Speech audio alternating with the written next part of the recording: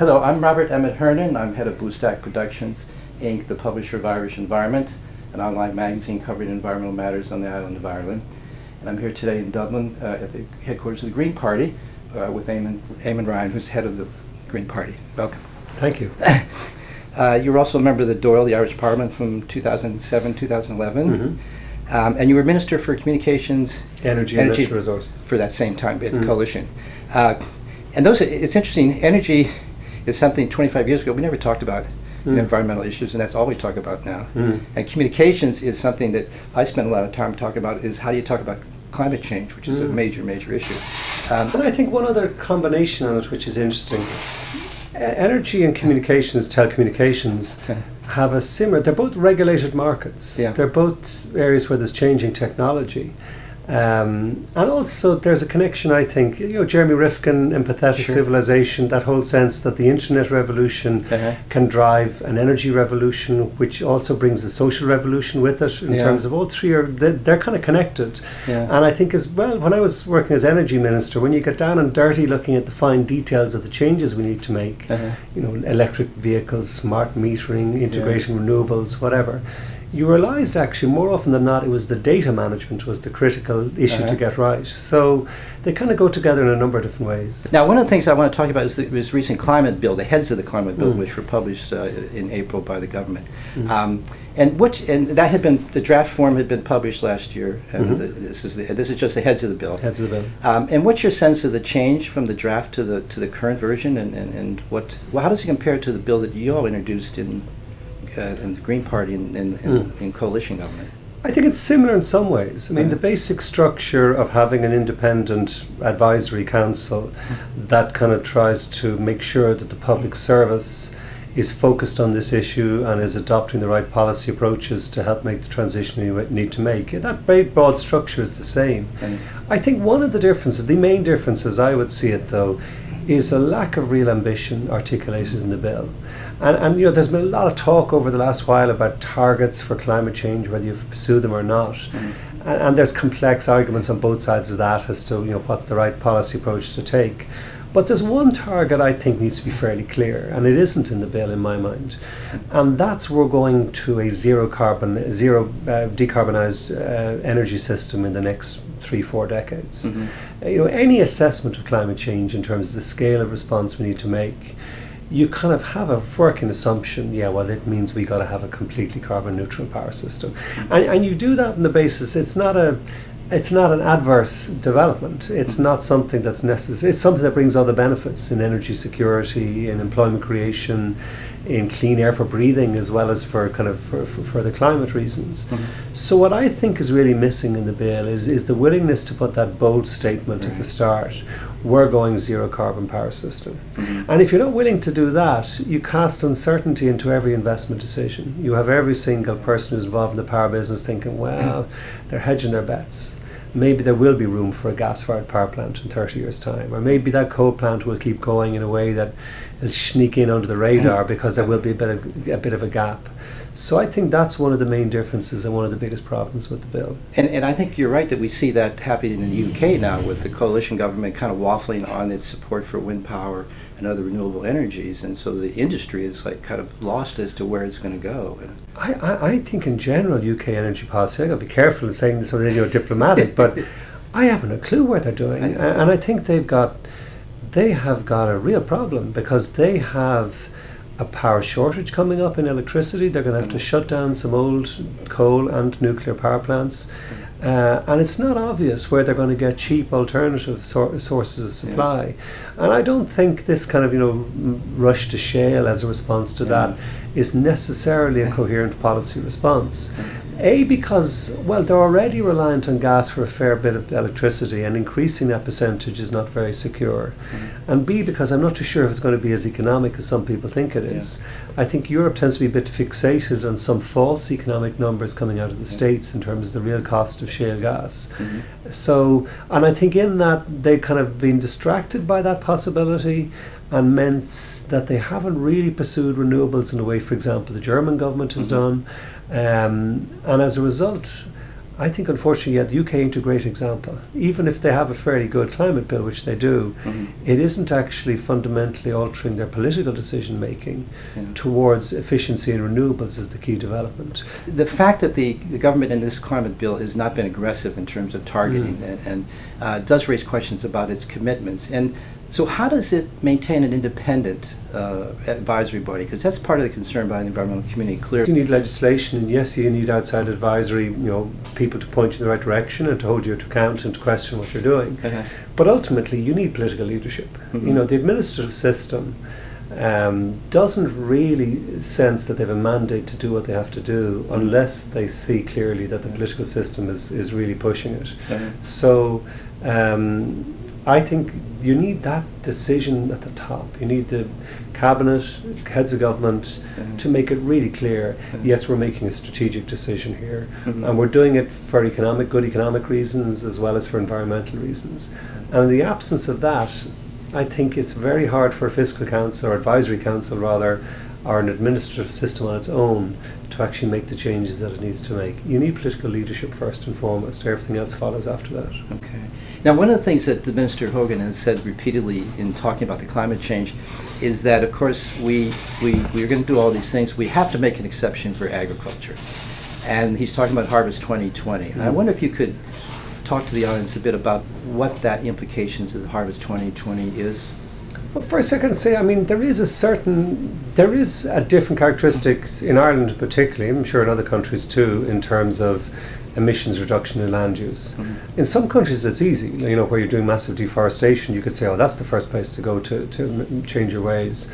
In countries like Ireland, it's not that easy because some of the emissions are tied into our nature agriculture system. That's hard to change overnight. And I think the government, in kind of trying to change the European approach to kind of treat agriculture as a third section outside the ETS and the kind of non-traded sector, okay, you could see that as makes certain rational sense. And actually in the wider context, I remember I saw there was a guy from the FAO office was over here speaking at a climate change lecture 2 years ago, making the point that if you measure Europe as a whole in land use, it could be carbon neutral, looking at forestry and land use together. So I think firstly, treating it in a sectoral way, there is a certain sense in that. Having said that, for our government to kind of be setting out a food strategy, which is effectively a doubling of the agricultural system, doesn't make sense in a couple of ways. Firstly, actually, I'm not too sure the agricultural system can do it, particularly in a climate-constrained world. We had a situation here last year where we couldn't feed our cattle. We were importing fodder from the UK because we had a tough spring following on from a previous tough summer. And the farmers just didn't have the feed to feed the cattle. So planning we're going to double it, and at the same time your scientists are saying expect more dry spells, expect more adverse weather. That's the first kind of thing that I call into question.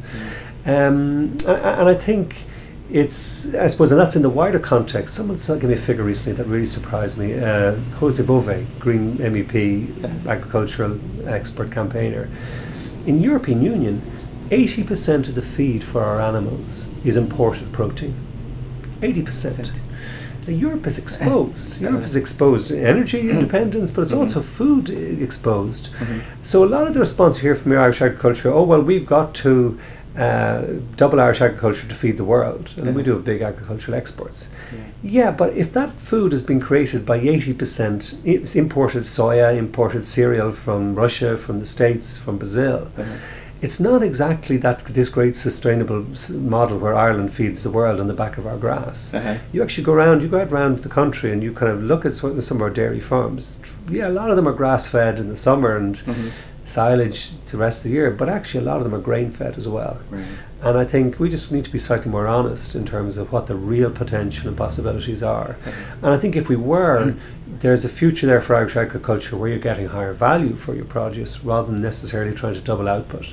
Because I don't think that's either clever on a climate basis or on a physical basis in terms of what the actual island can provide. I think we need to be slightly careful that we do actually provide what it says in the tin in terms of if we're selling Ireland, which we should and are, as a kind of better quality, higher, a better environmental quality agricultural system. And grass-fed pasture land farming is not bad and compared to But actually, as I said, what we started to see some planning applications coming in for what's a more American style farming systems, where you've got large lots, cattle kept in pretty much all year round. And I think if we're going to go, if our development, our sense of development is in that way, then I think we're in danger of just tripping ourselves up, pretending to be one thing and actually being another. One other issue I actually want your help on, and that is the issue of wind farms.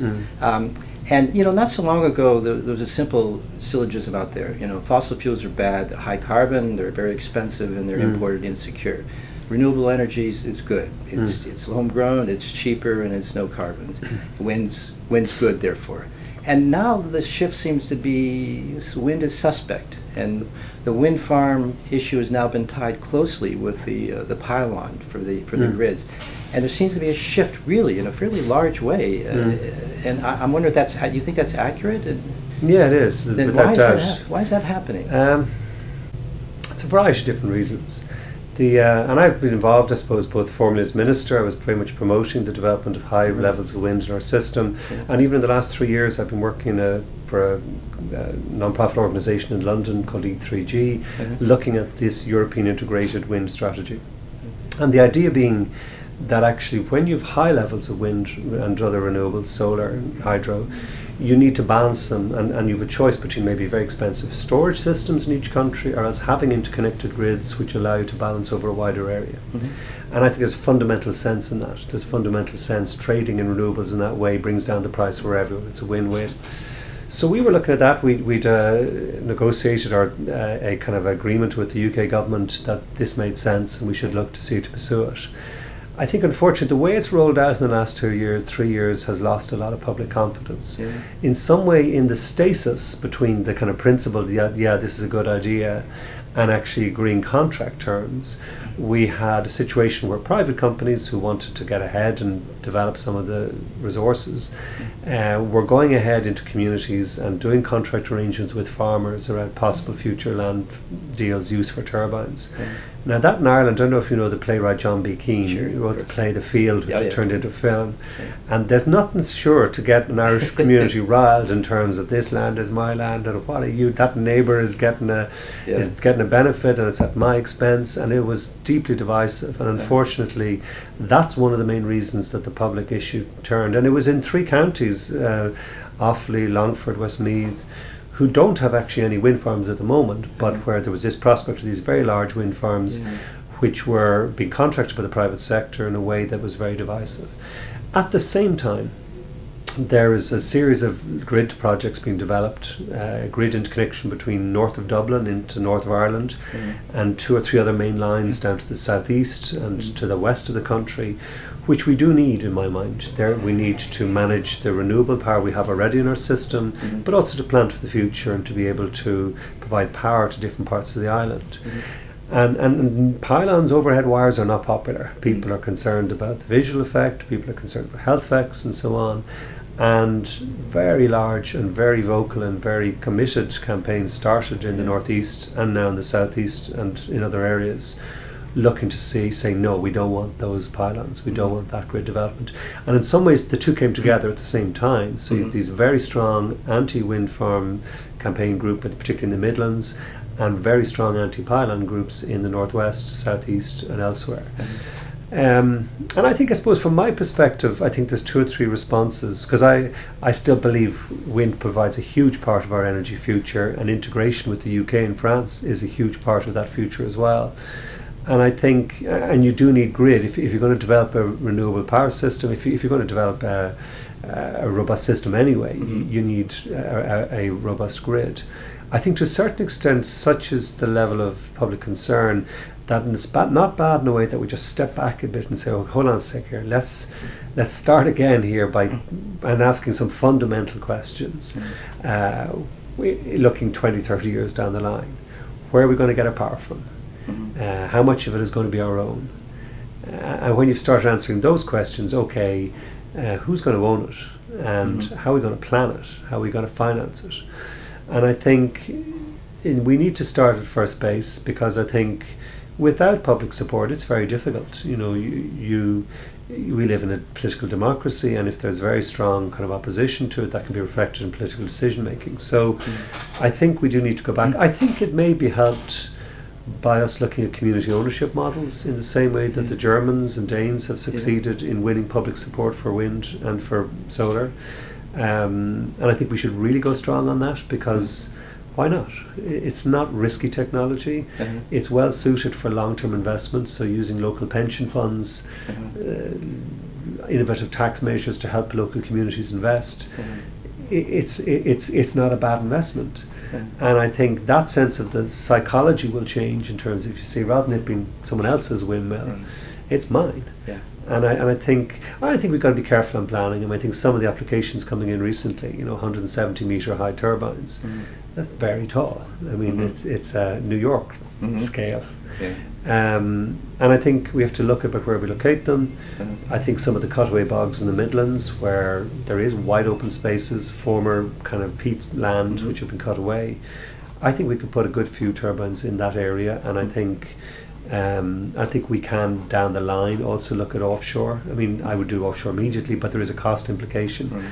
I think there's a balance made between onshore and grid development onshore and offshore, and they'll kind of complement each other. Ultimately, we got to convince the Irish people that this actually makes sense. And we won't do that by just putting through by stealth or by fiat. It has to be by logical, rational reasons why this is the cheaper, better, more economic approach for us to take.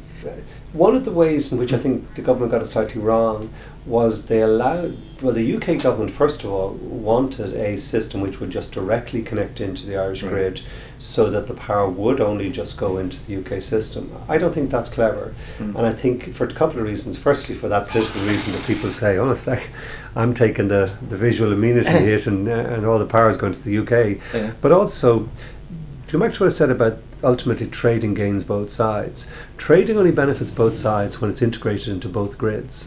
Because when you've got an integration with the UK which integrates into our wider system, it allows you to balance the whole system. And that's where a lot of the social benefits derive, a lot of the economic benefits. Are there not a couple cooperative wind farms in Tipperary? And I think the more, and not just, it can be, I mean, I always felt the state-owned companies here were, in a sense, it's public ownership. The ESB, Bord na Móna, Cuilche. Unfortunately, Bord Gáis has been sold now.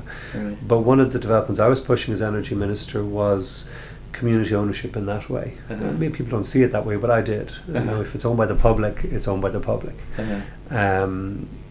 We haven't, that slightly changed in the last 3 years, but I think it can be a combination of small-scale community and some, but you also need some large projects. You know, we cannot, I believe, move to this zero carbon energy system, maintain the sort of civilization we have at the present time without a mix of both distributed, very small local power and some larger scale and a transmission grid with it.